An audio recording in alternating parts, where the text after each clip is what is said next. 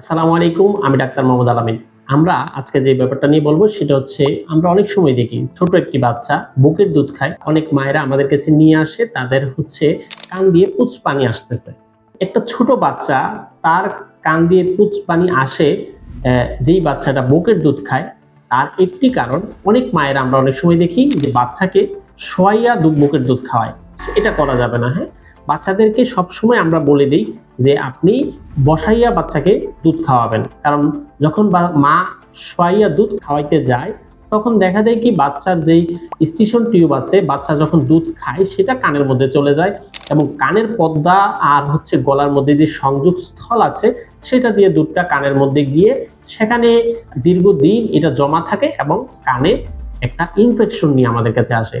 সেক্ষেত্রে যারা ছোট্ট বাচ্চা আছে আমি সকল মায়েদেরকে বলবো আপনারা অবশ্যই আপনি বসে তাকে দুধ খাওয়ার চেষ্টা করাবেন, তাহলে এই ছোট বাচ্চাদের কানের যে ইনফেকশনটা আছে সেটা দূর করা সম্ভব হবে।